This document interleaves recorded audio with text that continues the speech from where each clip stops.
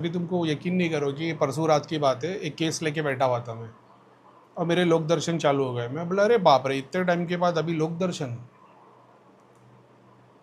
अब क्योंकि वो नॉर्मल लोक दर्शन नहीं थे तो पीछे गुरु खड़े थे, तो मैंने बोला चलो ठीक है ये कर लेता हूँ। तो पंच तत्वों से बता रहे थे कि जो ज़मीन के थ्रू एनर्जी जाती है वो मंदिर की जो दीवार है ना उसके अंदर नहीं जा पाती।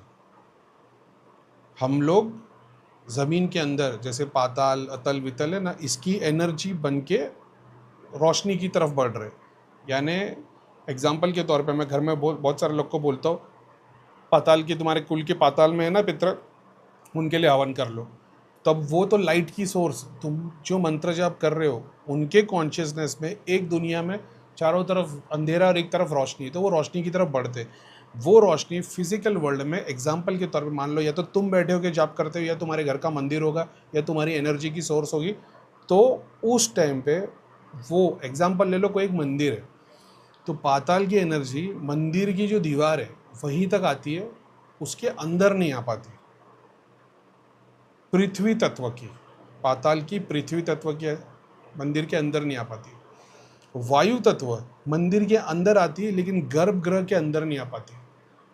तो वो शक्ति चाहे वो प्रेत हो, देवता हो, कोई भी टाइप की स्पिरिट हो, पृथ्वी तत्व वाली मंदिर की दीवार, बाउंड्री नहीं, मंदिर की दीवार के अंदर नहीं एंटर आते। वो बाहर तक पूरी गोल घूमती है, उनका लेन देन जो भी है, उनको खिलाना पिलाना सब बाहर एनर्जी एक्सचेंज होता है। वायु तत्व की शक्ति मंदिर के अंदर आती है लेकिन गर्भगृह को एंटर नहीं कर पाती। अब वायु में देवता होंगे, जिन होंगे, प्रेत होंगे, सारी आ रही है, गर्भगृह को एंटर नहीं कर पाती। उनकी लिमिट गर्भगृह के बाहर है। वो जिनके पीछे चलते वो भी गर्भगृह के द्वार पे आके खड़े होते, वहाँ पे से उनका मैसेज आता जाता है, एनर्जी एक्सचेंज होती जाती है। जल तत्व की शक्ति सिर्फ और सिर्फ वो भी भगवान के चरण कमल तक ही जाती है। यानी जल तत्व की जो भी शक्ति होगी, अब वो चाहे ह्यूमन बॉडी हो या लिटरल जल हो, वो उस गर्भगृह के अंदर जो डेटी की एनर्जी होगी उसके सिर्फ कमल, चरण कमल, यानी अगर जिसको पता होगा कमल भी कीचड़ के ऊपर उगता है, कीचड़ पे टच नहीं रहता, वो कीचड़ से ऊपर रहता है। तो भगवान यानी उस जगह पे जो भी तुम्हारा भगवान होगा उसका जो पैर बोलना गलत हो जाएगा, लेकिन भगवान की या देवता की रियलिटी और हमारी भूलोक की रियलिटी, उसके जो बीच की लेयर है ना जहाँ पे दोनों जुड़ते, पानी जल वहाँ तक काम करता है, वहाँ की स्पिरिट वहाँ तक काम कर सकती है।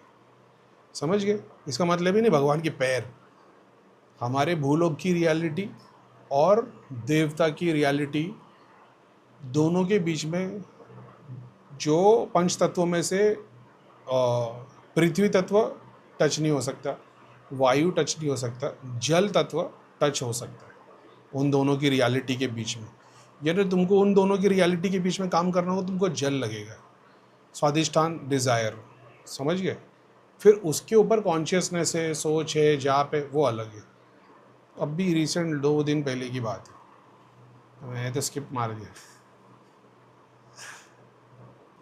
आपने जाप ध्यान के वक्त फ्लावर रखने को कहा है, अगरबत्ती के साथ उनके जितने पितर के स्थान या फिर फोटो है प्रीवियस लाइफ में, ये प्रोसेस कैसे काम करता है? वो लोग जिनके पितरों के स्थान बने हुए और जो स्थान हटा नहीं सकते, वो लोग जाप करते, उसमें से बहुत सारी चीज़ें जो पाताल की आ जाती है तो उनके घर पे तकलीफ आती है, तो उसमें से बहुत सारी नेगेटिव ही नहीं, बहुत सारी ऐसी जो पॉजिटिव रूप में है।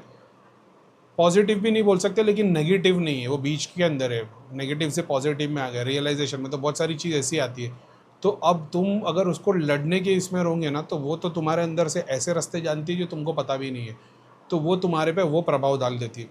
फूल ऑफर कर देते हो जब, यानी तुम्हारा दुश्मन भी आ गया लेकिन तुमने उसको फूल ऑफर कर दिया, समझ रहे हो? तो उसके दिल में कुछ तो, जैसे भक्ति का भाव है ना, भगवान से जुड़ने का पहला स्टेप भक्ति है, तो ये वैसी चीज़ है कि तुम फूल ऑफर कर देते हो, यानी तुम लड़ नहीं रहे हो, तुम उनको एज ए फ्रेंड ऑफर कर रहे हो।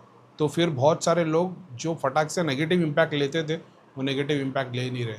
अब उसके बाद तुम वही जगह के लिए जाप ध्यान करते हो तो प्रोग्रेस होती है। दूसरा, अभी जैसे किसने पूछा था कि भैया आपने बोला लाइव में कि जिनके घर ज़मीन पे बने हुए, जो ज़मीन से जुड़े हुए, उनको ज़्यादा प्रभाव पड़ता है ना कि बिल्डिंग वालों से।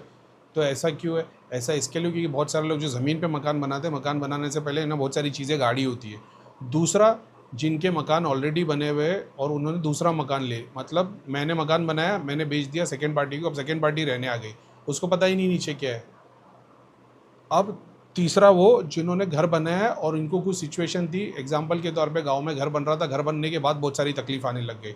घर बनने की वजह से तकलीफ नहीं आई भाई, वो तो तुम अब गांव खेड़े में तो भाई एक बहुत बड़ा हराम काम चलता है कि अगर किसी का घर बन रहा हो और उसकी खुदाई चालू हो तो आस पड़ोस में जो लोगों को इस चीज़ की जो नॉलेज है वो कुछ ना कुछ डाल के चले जाते हैं।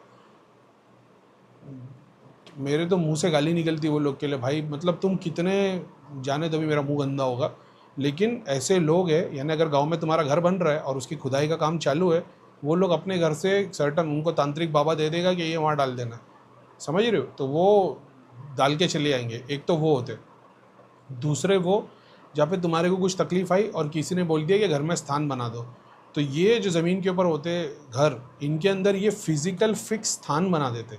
तो या तो कोई रूम होगा, वो रूम के अंदर एक वो सब मेरे को पता नहीं तुम्हारे यहाँ क्या बोलते होंगे, होटा जैसा बना देना, यानी 2 फीट उठा के एक और दीवार बना के उसके ऊपर एक स्टेज जैसा छोटा सा बना देंगे, या दीवार के ऊपर एक छोटा सा दिया लगाने वाला स्थान बना देंगे।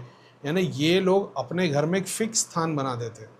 तो जो लोग ये चीज़ की डेटी सिंगल आइडल वर्शिप की नॉलेज जो लोग रखते हैं, उनको पता है कि आइडल बहुत हैवी होना चाहिए ताकि वो घड़ी घड़ी मूव ना हो।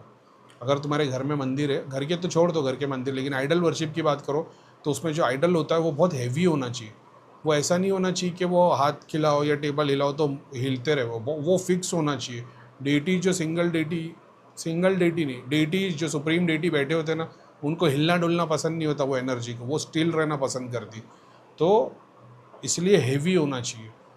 अब बहुत सारे लोग घर पे ऐसे ही मंदिर, लकड़ी का मंदिर बना दिया, ये मंदिर बना दिया, उसकी एनर्जी फिर भी इतनी स्ट्रांग बोलना गलत हो जाएगा, लेकिन उसका इम्पैक्ट अच्छे में भी बहुत फास्ट होगा, बुरे में भी फास्ट होगा। ये भी नहीं होगा तरीका बोलने का। जैसे मान लो 2 घर है, एक घर जिसके अंदर मंदिर फिक्स करके बना दिया है, डेटी का स्टैचू फिक्स करके बना दिया है, उसकी एनर्जी बहुत कांस्टेंट और बहुत स्ट्रांग रहेगी कंपेयर टू उसकी जिसका मूवेबल है, ऐसा समझ लेना। यहाँ पे हम इंडिविजुअल को काउंट नहीं कर रहे, भक्ति पितृ प्रॉब्लम किसी को काउंट नहीं, 2 घर की बात कर रहे, यहाँ पे फिक्स हो गया है, समझ रहे हो। एक मिट्टी का एक क्या स्थान बना दिया है, यहाँ पे देवता को स्थान दे दिया है, ज़मीन के अंदर चीज़ें गाड़ दिए, ये अलग तरीके से, और वही सारी चीज़ें यहाँ पे एक टेबल के ऊपर रख दे, एक लकड़ी का मंदिर बना के रख दे, इसकी फिर भी थोड़ी सी मतलब, ये एक ऐसा एम्प्लॉय रहेगा जो कभी भी कंपनी छोड़ सकता है, लेकिन ये ऐसा हो गया जिसने गवर्नमेंट जॉब कर रहा है, अब ये छोड़ेगा तो बहुत नुकसान हो जाएगा, तो ये जल्दी छोड़ेगा भी नहीं, कैसे भी करके रह लेगा। अब लेकिन ये दुखी है तो ये घर वालों को भी दुखी करके रखेगा। इसको तुम एक्सचेंज कर सकते हो प्रतंगिरा के प्रोसेस से वगैरह वगैरह, ये इतना डिफरेंस आ जाता है।